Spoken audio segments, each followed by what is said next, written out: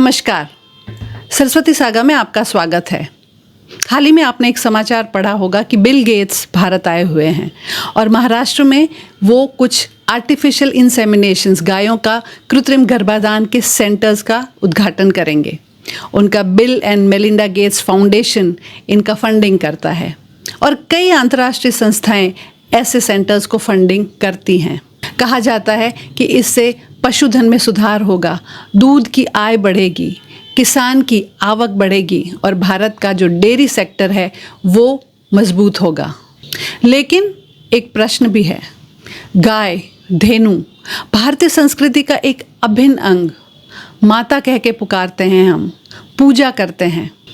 हमारे वेदों में ऋषि मुनियों के हवन से लेकर आयुर्वेद की कई औषधियों में जिसका उपयोग हुआ वो हमारी देसी गायों का दूध, कुबड़ वाली, हम्प वाली। हमारा देश जहाँ ये कुबड़ वाली देसी गायें सिर्फ पशु नहीं, एक आस्था है। क्या हम समझ रहे हैं कि हमारी देसी नस्ल की गायों के साथ क्या हो सकता है? क्या आर्टिफिशियल इंसेमिनेशन से सिर्फ गायें पैदा की जा रही है? क्या इंजेक्शन देकर दूध का उत्पादन बढ़ाने की कोशिश हो रही है? क्या हमारे गांवों से देसी बैल गायब हो रहे हैं? क्या विदेशी नस्लें हमारी ये जो देसी गायें हैं उनकी जगह ले रही है? कई प्रश्न हैं। आज पूरी कहानी समझेंगे, आस्था भी, विज्ञान भी और नीति भी। लेकिन इस विषय पे चर्चा करने से पहले कृपया चैनल को सब्सक्राइब करें और अगर आपको ये वीडियो अच्छा लगे तो एक लाइक और कमेंट भी अवश्य करें। भारत की गोधुली बेला, जब गाय के गले में पड़ी घंटी की मधुर आवाज़ आती है और दादी माँ गाय को गौ माता करके नमस्कार करती है। एक सुंदर चित्र। हमारे पुराणों में जिस ब्रीड सुरभि गाय का वर्णन है, जिसके ग्वाला श्री कृष्ण थे, कामधेनु का वर्णन है जो अनंत पोषक थी, ये हमारी देसी गायें थी। आजकल जो विदेशी नस्लें हम देख रहे हैं उनमें और हमारी देसी गायों में फ़र्क है। भारतीय देसी गायों में एक हम्प होता है, कुबड़ होता है, जो कि इन विदेशी नस्लों में नहीं होता। और हमारे शास्त्र कहते हैं कि ये कुबड़ ही हमारी गायों के दूध के गुणों का कारण है। हमारी परंपराओं में ये बहुत विश्वास के साथ माना गया है कि गाय के जो कुबड़ होती है उसमें सूर्य केतु नाड़ी होती है और ये जो सूर्य केतु नाड़ी वो सूरज की जो ऊर्जा होती है उसको खींचती है और इसी के कारण उसके दूध में कुछ विशेष गुण होते हैं। हालांकि साइंस तो यही कहता है कि कुबड़ सिर्फ एक एनर्जी स्टोर करने का और गर्मी को कंट्रोल करने का एक मसल है। हमारी ये जो देसी गायें हैं उनकी दूध की मात्रा कम होती है, जबकि जो विदेशी नस्लें हैं जैसे कि जर्सी और होल्स्टेन, उनकी दूध की मात्रा कहीं ज़्यादा होती है। और उसी दूध की ज़्यादा मात्रा के लालच में हम जो हमारी ये देसी गायें हैं उस ब्रीड की कदर शायद कहीं ना कहीं खो रहे हैं। गुजरात की गिर और कांकरेज, राजस्थान की थारपारकर, पंजाब हरियाणा की साहिवाल, आंध्र की ओंगोल और पुंगनूर, कर्नाटक की कृष्णावेली, कोंकण की कपिला और केरल की वेचूर और ऐसी कई ब्रीड्स भारत में मान्यता प्राप्त 50 से भी अधिक देसी गायों की ब्रीड्स हैं। ये बॉस इंडिकस प्रजाति की होती है, यानी कि कुबड़ वाली, हम्प वाली। इसकी जो ढीली त्वचा होती है वो गर्मी में टिके रहने में इसकी मदद करती है। हमारी देसी गायों को चारा भी कम लगता है। इनकी जो रोग प्रतिरोधक क्षमता है, यानी कि इनकी जो इम्यूनिटी है वो भी हाई है। आपने एक छोटी सी प्यारी सी गाय देखी होगी, पुंगनूर, जो आंध्र प्रदेश में पाई जाती है। ये दुनिया की सबसे छोटी प्रजाति है गायों में। इसकी ऊंचाई लगभग 70 to 90 सेंटीमीटर्स ही होती है। ये करीब 2 से 5 लीटर दूध देती है। हमारी देसी गायों के जो शारीरिक क्षमताएं हैं वो हजारों सालों से इस देश में रहने से विकसित हुई। जैसे ये पुंगनूर गाय है, एक सूखे प्रदेश में ये बड़ी हुई और इसीलिए कम चारे में जीवित रहने के लिए इसका जो शरीर था वो छोटा बना। और फिर भारत में आई विदेशी नस्लें, जर्सी जैसी। मैं कुछ आंकड़े आपके सामने रखती हूँ।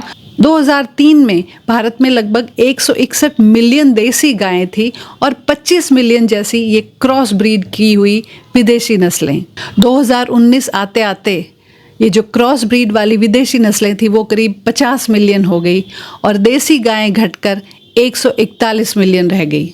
और आज जो देसी गायें हैं वो उस आंकड़े से भी कम हो चुकी हैं और जो विदेशी नस्लों की गायें हैं उनकी मात्रा लगातार बढ़ती जा रही है। लेकिन इसका कोई शोर नहीं है, कोई विरोध नहीं है। अब बात करते हैं आर्टिफिशियल इंसेमिनेशन सेंटर्स की। कृत्रिम गर्भाधान क्या है? कृत्रिम गर्भाधान यानी जो ज़्यादा दूध देने वाला बैल है, उसका सीमन लेके वैज्ञानिक तरीके से गाय में रोपा जाता है। इससे दूध का उत्पादन बढ़ जाता है। अब जब गाय के बच्चा होने वाला होता है तो 50% बछड़ा होने का चांस है और 50% बछड़ी। लेकिन यहाँ भी टेक्नोलॉजी काम करती है। सेक्स सीमेन नाम की एक टेक्नोलॉजी है जिसके द्वारा जो क्रोमोसोम्स है एक्स और वाई, जिसे बछड़ा और बछड़ी होते हैं, उसको अलग किया जाता है और इससे बछड़ी होने के चांसेस 80 से 85% तक बढ़ जाते हैं। अभी के समय में ये टेक्नोलॉजी बहुत महंगी है, लेकिन कुछ समय में ही ये हर जगह उपलब्ध होगी। एक और समाचार हाईलाइट में है कि 2023 में गुजरात ने लगभग 50,000 बैलों को स्टरलाइज किया। फिर उनकी देखरेख के लिए भी पैसे एलोकेट किए, लेकिन स्टरलाइज कर दिया गया।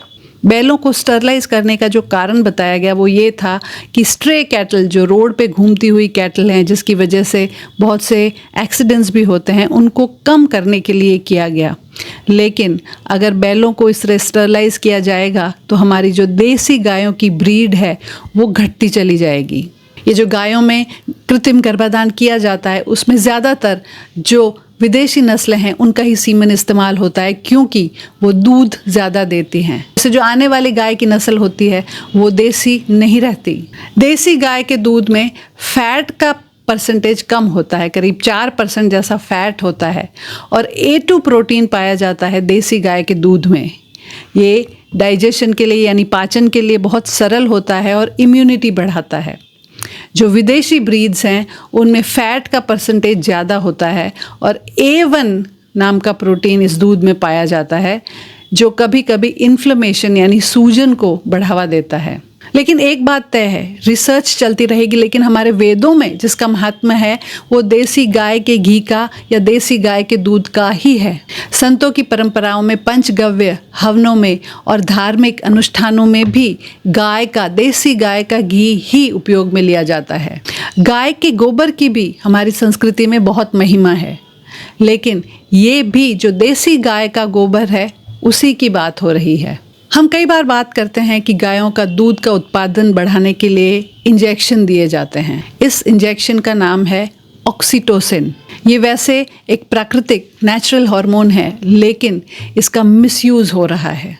इसको जब गाय को देते हैं तो उसको जो प्रसव पीड़ा होती है, डिलीवरी की जो पीड़ा होती है, वैसे ही पीड़ा उठती है और उसके दूध की जो मात्रा है वो बढ़ जाती है। जिसकी आप पूजा करते हैं, जिसको आप माता कहते हैं, उसको इतनी पीड़ा देने का आप सोच भी कैसे सकते हैं।